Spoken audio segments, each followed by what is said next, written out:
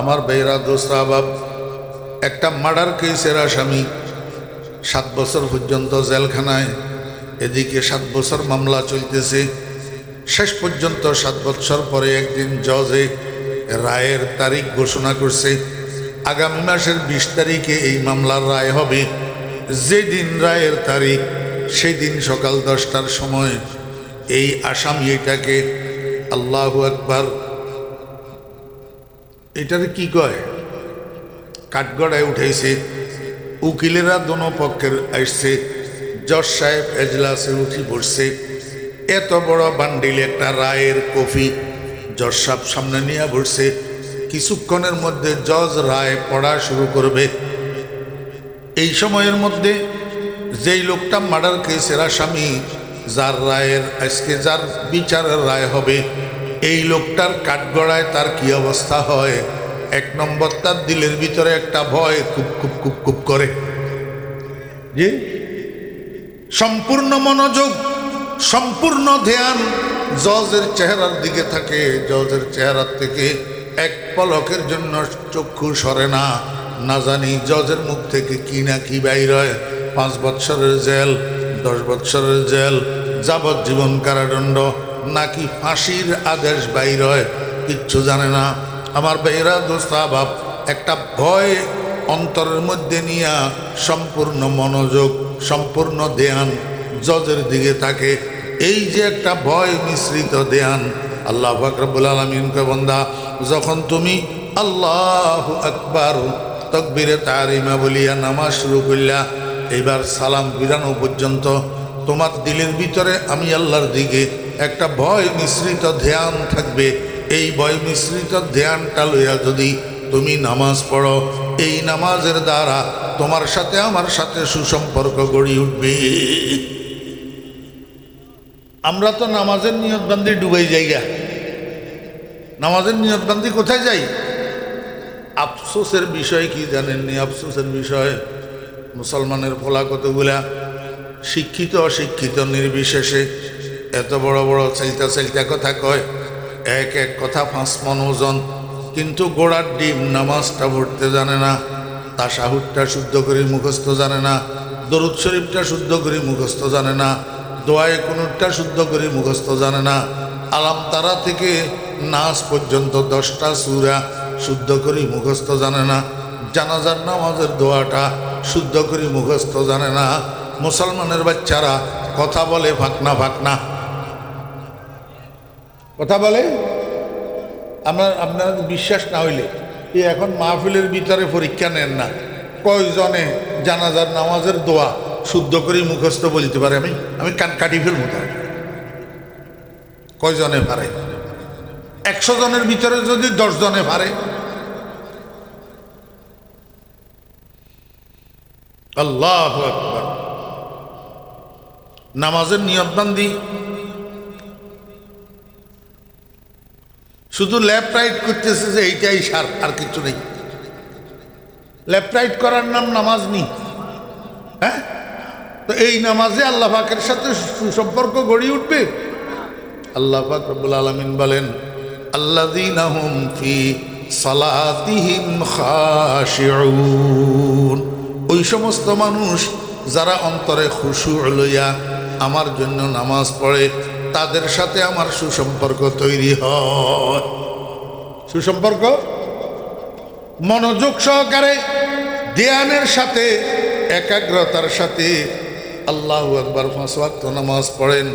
5 ওয়াক্ত নামাজ আমাদের সাথে আমাদের এক সাথী ছিল, হে 2 মিনিটে 10 রাকাত পড়তো নামাজ। 2 মিনিটে। আমি একদিন জিজ্ঞেস করলাম, আরে হাসান মিয়া, আমরা 4 রাকাত পড়তে লাগে 5 মিনিট, তুই 2 রাকাত কেমনে 10 রাকাত, 2 মিনিটে কেমনে 10 রাকাত পড়স? হে আমারে কয়, তোদের মেশিন এটা বাংলা মেশিন, ভালো করেই চলে না, আমারটা জাপানি মেশিন, করকরাই কাটে। আমাদের সমাজে ফলা কতগুলো আছে, জাপানি মেশিনওয়ালা করকরাই কাটে, এমনি খালি উঠি আর বসে, খালি উঠি আর বসে। এগুলা নামাজ না ধোঁকাবাজি? আল্লাহ, এই নামাজে আল্লাহর সাথে সুসম্পর্ক হবে?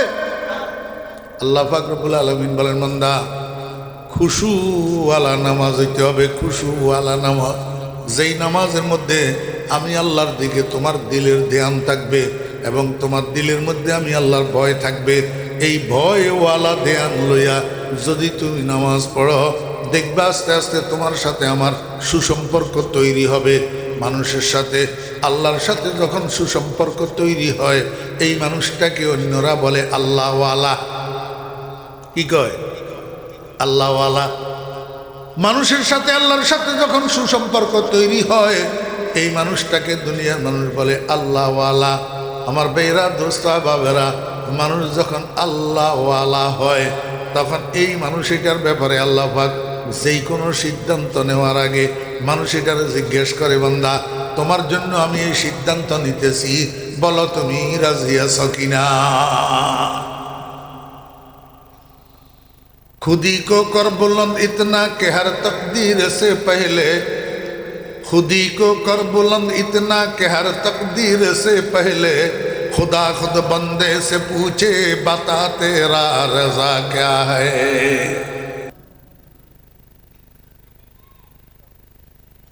এই বিরিয়ানি খাওয়ার উদ্দেশ্যে কে কে বসছেন একটু হাত উঠাই দেখান তো। হ্যাঁ, না হলে পিচ্ছি ফুচ্ছি এগুলো এত রাত পর্যন্ত বসে থাকার তো কথা না।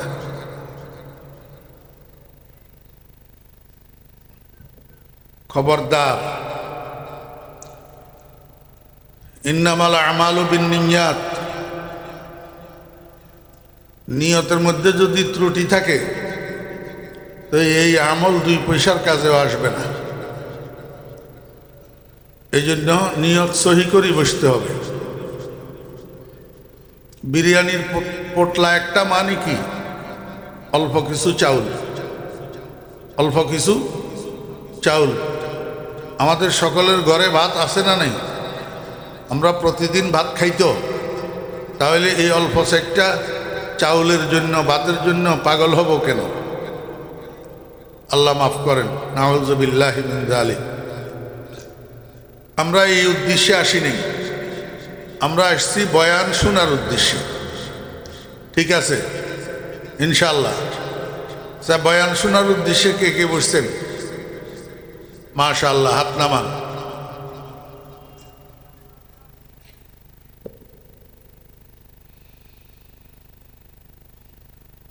আমরা সবাই ইমানদার, আমরা সবাই বলেন আলহামদুলিল্লাহ। আমরা সবাই ইমানদার, কয় না? আলহামদুলিল্লাহ, আমরা সবাই ইমানদার। আল্লাহ পাক গোটা পৃথিবীর মধ্যে 2 প্রকারের মানুষ বানাইছেন। এক প্রকারের নাম ইমানদার, আরেক প্রকারের নাম বেঈমান। ঠিক আছে না? আর কথা ওনারা বুঝতে লাগবেন না, চট্টগ্রামের ভাষায় হইন না।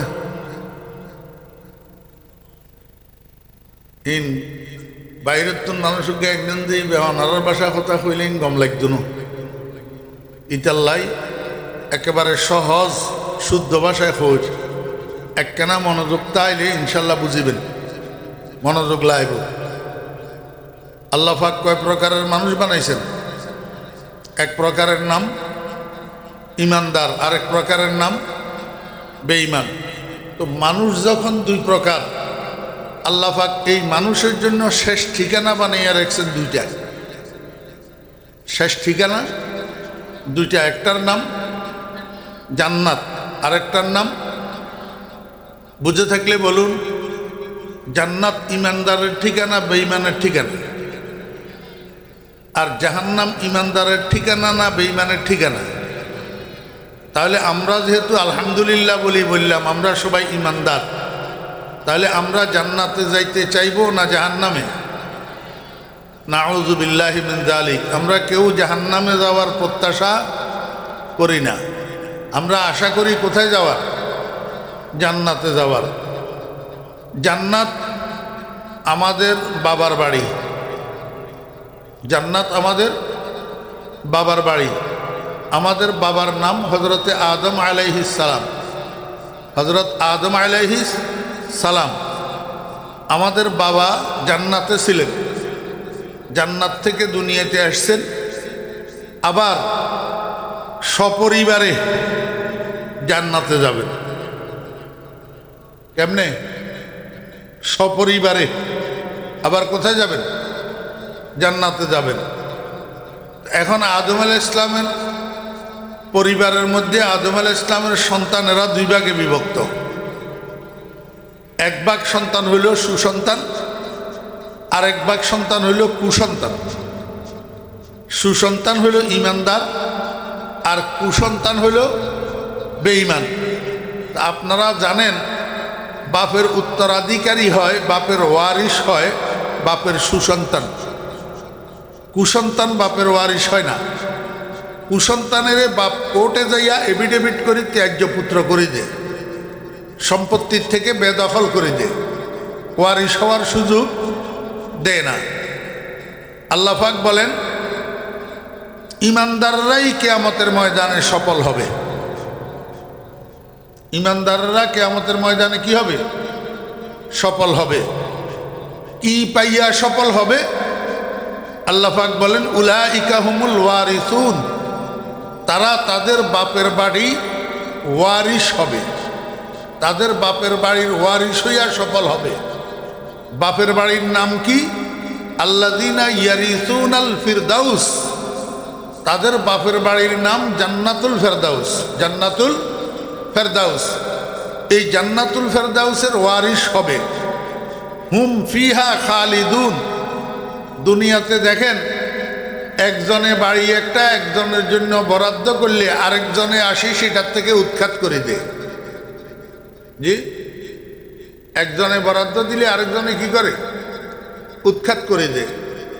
কিন্তু আল্লাহ পাক বলেন জান্নাতুল ফেরদাউসে যদি তুমি একবার ঢুকতে পারো, সেখান থেকে তোমারে উৎখাত করতে পারে এমন কোনো বাটপার আমার সৃষ্টির মধ্যে নাই। সেখানে বাটপারি মাস্তানি চলবে না। একবার যদি তুমি তোমার বাপের বাড়ি জান্নাতুল ফেরদাউসের ওয়ারিশ হইয়া সেখানে প্রবেশ করতে পারো, চিরস্থায়ী হায়াত, যেই হায়াতের শুরু আছে শেষ নাই, তুমি সেখানেই বসবাস করবা, সেখান থেকে কেউ তোমাকে উৎখাত করতে পারবে না। এই পর্যন্ত কথা বুঝছেন? তাহলে ঈমানদারগণ কি হবে? সফল হবে। কি পাইয়া? জান্নাতুল ফেরদাউসের ওয়ারিশ হইয়া। আল্লাহ পাক বলেন হে ঈমানদারগণ, বেশি খুশি হইও না। শুধু ঈমানদার হইলেই যে তুমি বাপের বাড়ির ওয়ারিশ হইয়া যাইবা এমনটা কিন্তু না। তুমি তোমার আব্বার সন্তান হওয়ার পরেও তোমার বাপের বাড়ির ওয়ারিশ হওয়ার জন্য, জান্নাতুল ফেরদাউসের ওয়ারিশ হওয়ার জন্য তোমার 3টা গুণ অর্জন করতে হবে। কয়টা গুণ মনে থাকবে? কালকে সকালে চায়ের দোকানে বসে বলতে পারবেন কয়টা গুণ অর্জন করতে হবে? 3টা গুণ। 1 নম্বর গুণের নাম তাআল্লুক মা আল্লাহ। 2 নম্বর গুণের নাম ইসলাহে নফস। 3 নম্বর গুণের নাম আদায়ে হুকুকুল ইবাদ। এগুলা তাফসীরের পরিভাষা, আমি বাংলায় আপনাদেরকে বুঝে দিতেছি। 1 নম্বর গুণের নাম তাআল্লুক মা আল্লাহ। আমার মুখে মুখে বলেন, 1 নম্বর গুণের নাম তাআল্লুক মা আল্লাহ। বলেন বলেন। এই ইসলামী পরিভাষাগুলা মুসলিম যুবক তরুণদের মুখস্থ থাকা উচিত, মুখস্থ থাকা উচিত। তাহলে মুসলিম যুবক তরুণেরা আর গোশত বাদ দিয়া মাংস বলবে না, কদু বাদ দিয়া লাউ বলবে না, লাউ বলবে না। আমাদের শত্রুরা ভুলেও আমাদের একটা শব্দ ব্যবহার করে না। এরা ভুলেও আমাদের পানিকে পানি বলে না, জল ছাড়া। এরা ভুলেও আমাদের কদুকে কদু বলে না, লাউ ছাড়া। এরা ভুলেও আমাদের গোশতকে গোশত বলে না, মাংস ছাড়া। কিন্তু মুসলমানের সন্তানেরা এই ইতিহাস জানে না যে হিন্দুরা মাংসকে মাংস কেন বলে। মাংস শব্দটা একটা সংযুক্ত শব্দ, মা অংশ, এই দুইটা শব্দ সংযুক্ত হইয়া হয়েছে মাংস। মা অংশ, এই দুইটা শব্দ সংযুক্ত হইয়া হয়েছে কি মাংস। কিসের মা কিসের অংশ? গোমাতার অংশ, গোমাতার অংশ। আমরা গরুর গোশতকে গোশত বলি, আর তারা বলে মাংস। কেন মাংস বলে? তারা গরুরে মা জানে, মা গরুরে কি জানে? মা জানে। এই জন্য তারা গরুর পূজা করে, গরুর পেশাব খায়, গরুর গোবর পূজা করে, কিন্তু গরুর গোশত খায় না, গরুর গোশত খায় না। যেহেতু সেটা মায়ের অংশ, সেহেতু তারা গরুর গোশত খায় না, এই জন্য তারা মাংস বলে। তো তুমি মুসলমানের বাচ্চা, তুমি কি গরুরে মা জানোনি? তো তুমি মাংস খাও কা? কথা বুঝছেন না বুঝেন নি? এই জন্য মুসলমান যুবক তরুণেরা এই ইসলামের পারিভাষিক শব্দগুলা মুখস্থ থাকা চাই, জানা থাকা চাই। তাআল্লুক মা আল্লাহ বলেন, সবাই বলেন তাআল্লুক মা আল্লাহ। এই তাআল্লুক মা আল্লাহ কথা, এটার অর্থ কি? এটার অর্থ হইল আল্লাহ পাকের সাথে সুসম্পর্ক তৈরি করা এবং এই সুসম্পর্ক মৃত্যু পর্যন্ত ধরে রাখা, আল্লাহ পাকের সাথে সুসম্পর্ক থাকা অবস্থায় মৃত্যুবরণ করা। কথা বুঝছেন না বুঝেন না? মনে থাকবে তাআল্লুক মা আল্লাহ অর্থ কি? আল্লাহ পাকের সাথে সুসম্পর্ক তৈরি করা, এই সুসম্পর্ক মৃত্যু পর্যন্ত ধরে রাখা, আল্লাহ পাকের সাথে সুসম্পর্ক থাকা অবস্থায় মৃত্যুবরণ করা।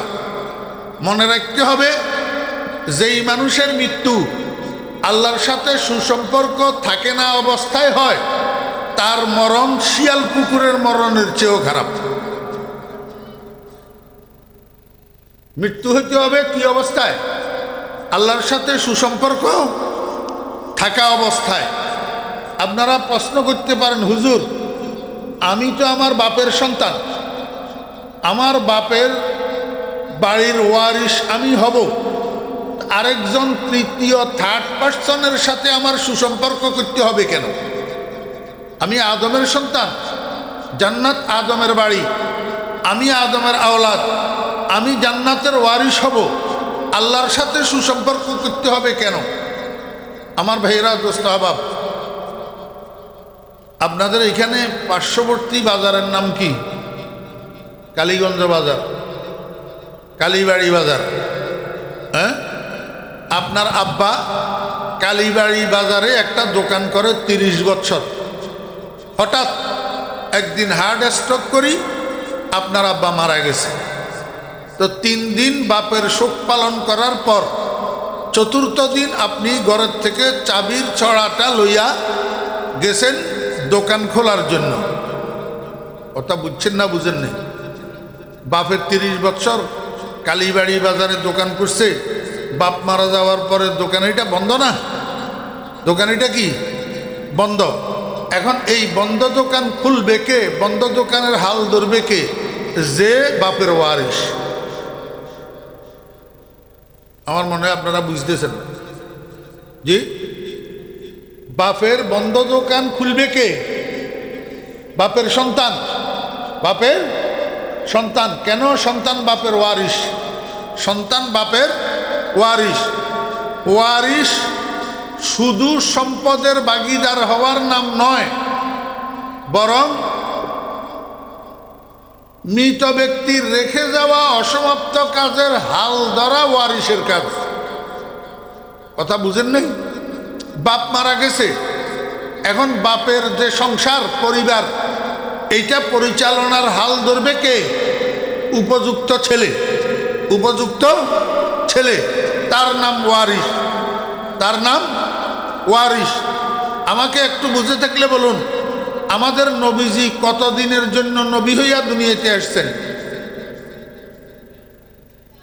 সঠিক উত্তর সবাই দিতে পারে না, সবাই মুসলমান। হ্যাঁ, আমাদের নবীজি কতদিনের জন্য নবী হইয়া দুনিয়াতে আসছেন? যদি তোমরা মুসলমানের সন্তানেরা এটা না জানো, তো কাদিয়ানীরা তো দাবি করবেই আমরা মুসলমান। তোরা মুসলমানের সন্তানেরা এটা জানবি না কেন? তো তাহলে আর কাদিয়ানীদের দোষ কি? যদি তোরা এই কথাটা বুঝতি, তাহলে কাদিয়ানী তোদের কাছে কাফের সাব্যস্ত হতো। তোরা তো বুঝস না আসল জিনিস, এই জন্য খালি মোল্লা মৌলবীরা নাচতেছে আর লাফাইতেছে, তোরা লাফাইতে পারস না। আমাদের নবীজিকে আল্লাহ পাক দুনিয়াতে কতদিনের জন্য নবী বানাইয়া পাঠাইছেন? এখনো সবাই কয় না, গালের ভিতরে তালা লাগাই রেখেছে। সবাই বলতে হবে কতদিনের জন্য? কিয়ামত পর্যন্তর জন্য। আমাদের নবীজি দুনিয়াতে ছিলেন কত বছর? 63 বছর। এই 63 বছরের মধ্যে নবুয়ত প্রাপ্তির আগে 40 বছর, নবুয়ত প্রাপ্তির পরে 23 বছর। নবীজি নবুয়ত প্রাপ্তির পরে কত বছর জীবিত ছিলেন? 23 বছর। 23 বছর নবুয়তের কাজ করার পরে নবীজি দুনিয়াতে আসেন না গেছেন? কথা কয় না। এতগুলা মানুষ একসাথে কথা কইলে অনেক বড় হয় না আওয়াজ? এটা অলস কতগুলা লই বসছি আমি মুর্দার মতো। কথা বলতে হবে। রাসূল আকরাম সাল্লাল্লাহু আলাইহি ওয়াসাল্লাম 23 বছর নবুয়তের কার্যক্রম পরিচালনা করার পর আসেন না গেছেন? কিন্তু নবীজিকে নবী বানাইয়া পাঠাইছেন কিয়ামত পর্যন্তর জন্য। এখন নবীজি তো 23 বছর নবুয়তের কার্যক্রম পরিচালনা করে দুনিয়াতে গেছেন। এখন নবীজি চলে যাওয়ার পর কিয়ামত পর্যন্ত নবীজির নবুয়তের কার্যক্রম চলবে না বন্ধ হবে? চলবে। কারা হাল ধরবে এই কাজে? ওয়ারিসেরা। কারা হাল ধরবে? বাপ মরে যাওয়ার পর বাপের রেখে যাওয়া ব্যবসার হাল ধরে বাপের ওয়ারিসে। নবীজি দুনিয়ার থেকে যাওয়ার পর নবীজির রেখে যাওয়া নবুয়তের কাজের হাল ধরবে কিয়ামত পর্যন্ত নবীজির ওয়ারিসেরা। নবীজির ওয়ারিস কারা? ওলামায়ে কেরাম। নবীজির ওয়ারিস কারা? ওলামায়ে কেরাম। যেহেতু নবীজি বলে গেছেন আনা খাতামুন নবিয়্যিন লা নবিয়্যা বাদি, আমি শেষ নবী, আমার পরে আর দুনিয়াতে কোনো নবী আসবে না। এখন নবীজি দুনিয়া থেকে চলে যাওয়ার পর নবীজির এই কথাটা প্রচার করবে কারা? আলেমেরা। নবীজির এই কথাটা প্রচার করবে কারা? আলেমেরা। যদি কেউ দাবি করে আমি অথবা আমার সমর্থক অমুক নবী, তার গলা টিপি দিবে নবীজির ওয়ারিসরা, আলেমেরা।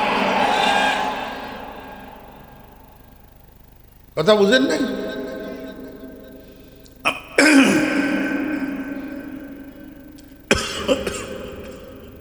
আমি আপনাদেরকে যেই কথাটা বুঝাইতেছিলাম,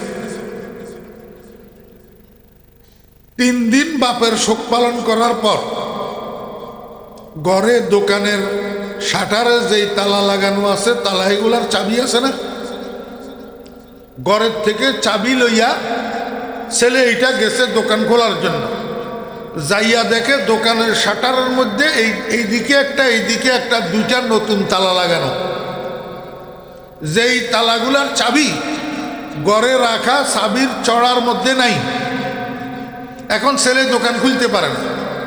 পার্শ্ববর্তী দোকানদাররা জিজ্ঞেস করলো, আঙ্কেল আমাদের দোকানের শাটারের মধ্যে এই নতুন তালা এগুলা কে লাগাইছে? তো পার্শ্ববর্তী দোকানদারে কয়, ভাতিজা এই যে বাজারের পাশের বাড়ির হাজী আব্দুল করিম সাহেব তোমাদের এই স্যার ডাইনার দিকে না বাবা কথা কয় তোর বাম পাশে দেওস্তা,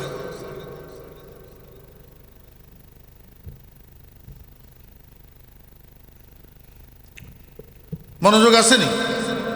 কয় ভাতিজা, এই বাজারের পাশে বাড়ি আছে যে, এই বাড়ির হাজি আব্দুল করিম সাহেব তোমাদের দোকানে নতুন তালা লাগাইছে, উনারা যাইয়া জিজ্ঞেস করো। তো পোলাইটা দৌড়াই গেছে হাজি সাহেবের কাছে, যাইয়া কয় আঙ্কেল আমাদের দোকানের তালা লাগাইছে কে? কয় আমি লাগাইছি। কেন আপনি আমার আব্বার দোকানে তালা লাগাইলেন? আমার আব্বা এই দোকান 30 বছর পর্যন্ত করে। হাজি সাহেব কয় ভাতিজা, তোমার আব্বা 30 বছর দোকান করে এই কথা ঠিক, তবে তোমার আব্বা এই দোকানের মূল মালিক না, তোমার আব্বা হইল ভাড়াটিয়া বোক দখলকারী মালিক, এটার মূল মালিক আমি। মূল মালিক আমি। তোমার আব্বা ভালো মানুষ ছিল, উনার কাজকর্ম কথাবার্তা চাল চলন আচার আচরণ আমার কাছে খুব ভালো লাগতো, এই জন্য আমি অল্প ভাড়ায় উনাকে 30 বছর পর্যন্ত দোকানটা দিয়ে রেখেছি।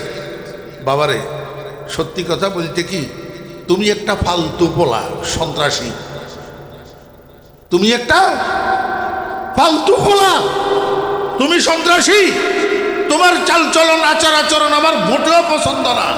এই জন্য আমি সিদ্ধান্ত নিয়েছি এখন থেকে আমি তোমার আব্বা যখন মারা গেছে তোমাকে আর আমার দোকান দেব না।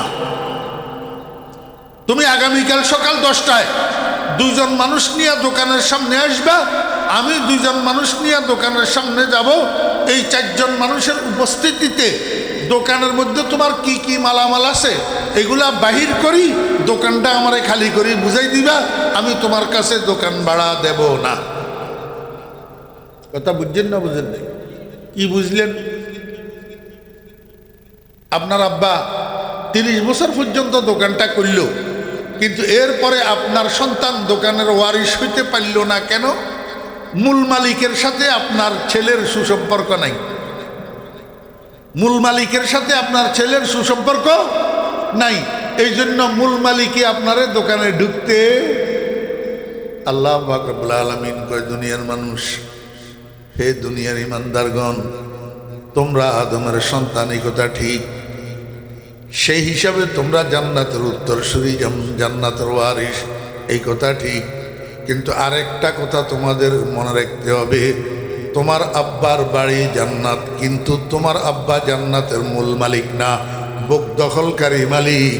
এই জান্নাতের মূল মালিক আমি আল্লাহ। মূল মালিক কে?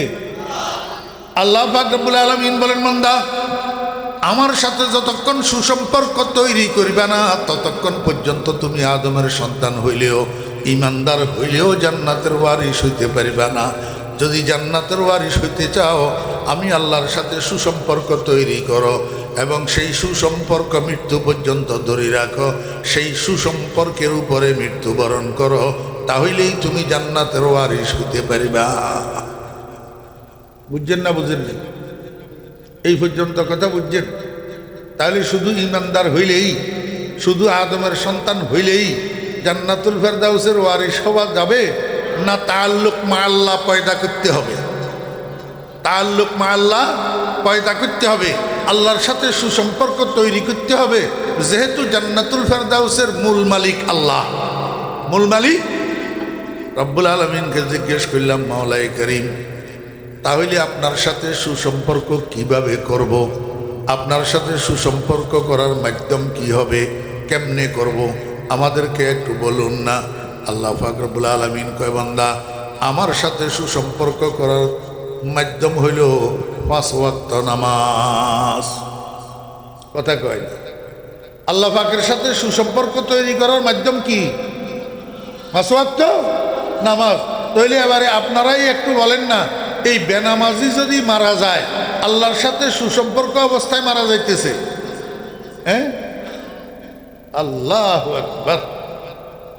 বেনামাজির সাথে আল্লাহর সাথে সুসম্পর্ক আছে? নাই। কারণ আল্লাহর সাথে সুসম্পর্ক তৈরি করার মাধ্যম কি? আমার ভাইয়েরা, দোস্ত আহবাব, মরার কোনো টাইম টেবিল আছে না। গত 3-4 দিন আগে আমার গ্রামে একটা ছেলে মারা গেছে, বয়স খুব বেশি হইলে 37-38 হবে, পিকআপ চালাইতো, পিকআপের ড্রাইভার। হঠাৎ করে স্ট্রোক করি মারা গেছে। বাপ কিন্তু এখনো জিন্দা, বাপ এখনো জিন্দা। তাহলে বাপের হাতের উপরে সন্তান চলে গেল, সিরিয়াল ঠিক আছে না? Serial break. Serial break.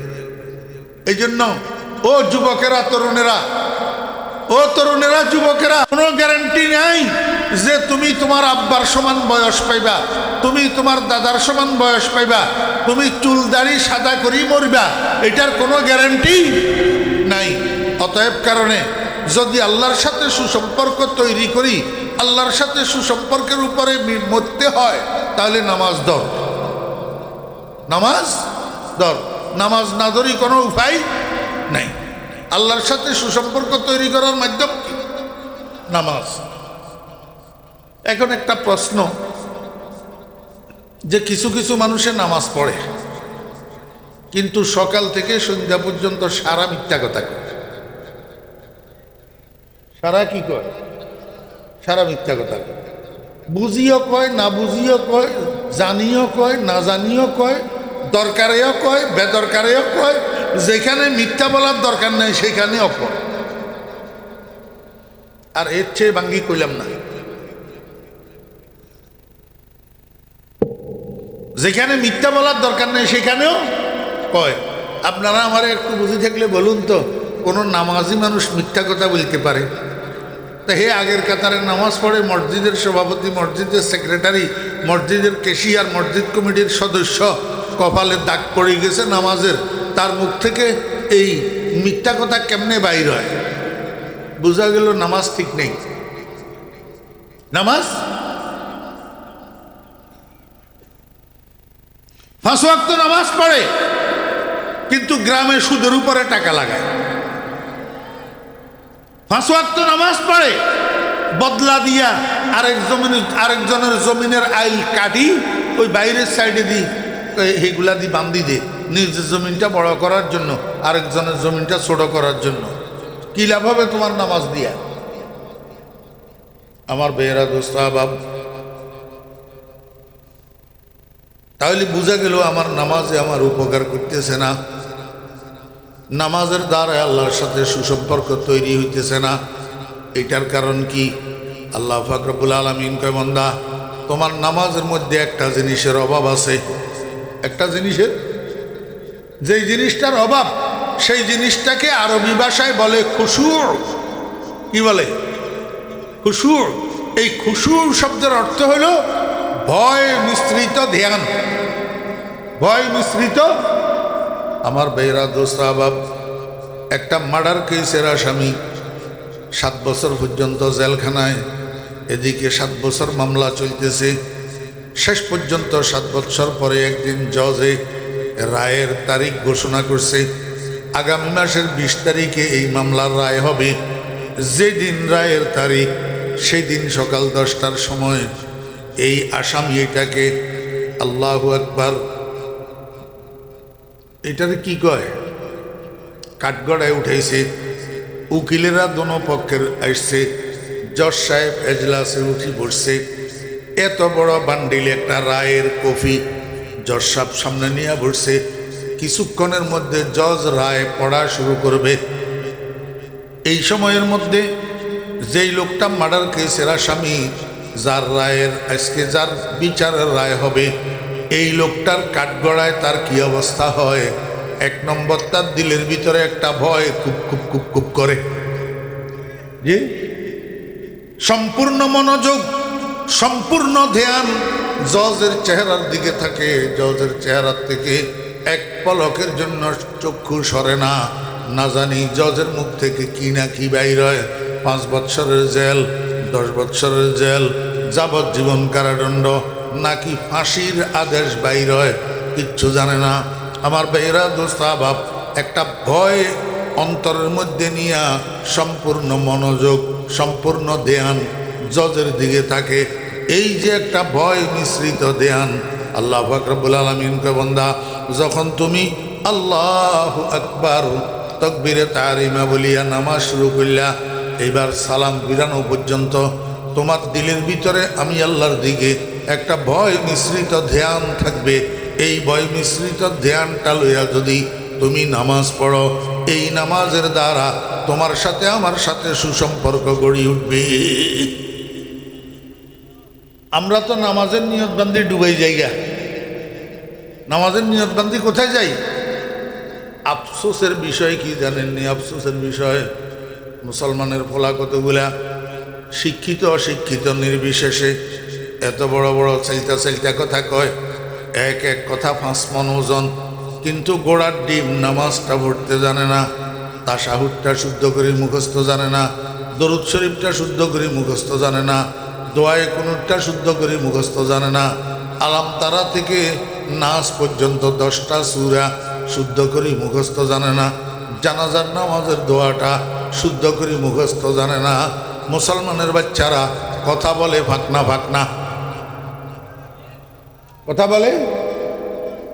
আপনার বিশ্বাস না হইলে এই এখন মাহফিলের ভিতরে পরীক্ষা নেন না, কয়জনে জানাজার নামাজের দোয়া শুদ্ধ করে মুখস্থ বলতে পারে? আমি কান কাটি ফেলবো। তার কয়জনে পারে?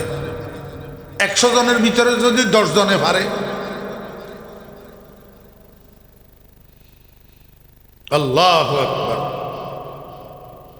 নামাজের নিয়তবান্দি শুধু লেফট রাইট করতেছে যে এইটাই সার, আর কিছু নেই। লেফট রাইট করার নাম নামাজ নেই। হ্যাঁ, তো এই নামাজে আল্লাহ পাকের সাথে সুসম্পর্ক গড়ে উঠবে। আল্লাহ পাক রব্বুল আলামিন বলেন, আল্লাযীনা হুম ফি সালাতিহিম খাশিউন, ওই সমস্ত মানুষ যারা অন্তরে খুশু লইয়া আমার জন্য নামাজ পড়ে, তাদের সাথে আমার সুসম্পর্ক তৈরি হয়। সুসম্পর্ক মনোযোগ সহকারে, ধ্যানের সাথে, একাগ্রতার সাথে। আল্লাহু আকবার। 5 ওয়াক্ত নামাজ পড়েন। 5 ওয়াক্ত নামাজ আমাদের সাথে আমাদের এক সাথী ছিল, হে 2 মিনিটে 10 রাকাত পড়তো নামাজ। 2 মিনিটে।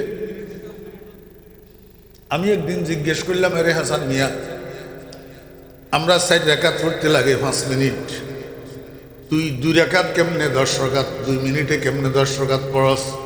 হে আমারে কয়, তোদের মেশিন এটা বাংলা মেশিন, ভালো করে চলে না, আমারটা জাপানি মেশিন, করকরাই কাটে। আমাদের সমাজে ফলা কতগুলো আছে, জাপানি মেশিনওয়ালা করকরাই কাটে, এমনি খালি উঠি আর বসে, খালি উঠি আর বসে। এগুলা নামাজ না ধোঁকাবাজি? আল্লাহ, এই নামাজে আল্লাহর সাথে সুসম্পর্ক হবে? আল্লাহ পাক রব্বুল আলামিন বলেন, বান্দা খুশুওয়ালা নামাজ হইতে হবে, খুশুওয়ালা নামাজ, যেই নামাজের মধ্যে আমি আল্লাহর দিকে তোমার দিলের ধ্যান থাকবে এবং তোমার দিলের মধ্যে আমি আল্লাহর ভয় থাকবে। এই ভয়ওয়ালা ধ্যান লইয়া যদি তুমি নামাজ পড়ো, দেখবে আস্তে আস্তে তোমার সাথে আমার সুসম্পর্ক তৈরি হবে। মানুষের সাথে আল্লাহর সাথে যখন সুসম্পর্ক তৈরি হয়, এই মানুষটাকে অন্যরা বলে আল্লাহওয়ালা। কি কয়? আল্লাহওয়ালা। মানুষের সাথে আল্লাহর সাথে যখন সুসম্পর্ক তৈরি হয়, এই মানুষটাকে দুনিয়ার মানুষ বলে আল্লাহওয়ালা। আমার বেরা দোস্ত বাবেরা, মানুষ যখন আল্লাহওয়ালা হয়, তখন এই মানুষ এটার ব্যাপারে আল্লাহ পাক যেই কোনো সিদ্ধান্ত নেওয়ার আগে মানুষ এটারে জিজ্ঞেস করে, বান্দা তোমার জন্য আমি এই সিদ্ধান্ত নিতেছি, বলো তুমি রাজি আছো কিনা? खुदी को कर बुलंद इतना कि हर तकदीर से पहले, खुदी को कर बुलंद इतना कि हर तकदीर से पहले, खुदा खुद बंदे से पूछे बता तेरा रजा क्या है। আল্লাহ আকবার। আল্লাহ পাক আমাদেরকে খুশুওয়ালা নামাজের মাধ্যমে আল্লাহ পাকের সাথে সুসম্পর্ক তৈরি করার তৌফিক দান করেন। এখন প্রশ্ন হইল, এই সুসম্পর্কটা মৃত্যু পর্যন্ত ধরে রাখবো কেমনি?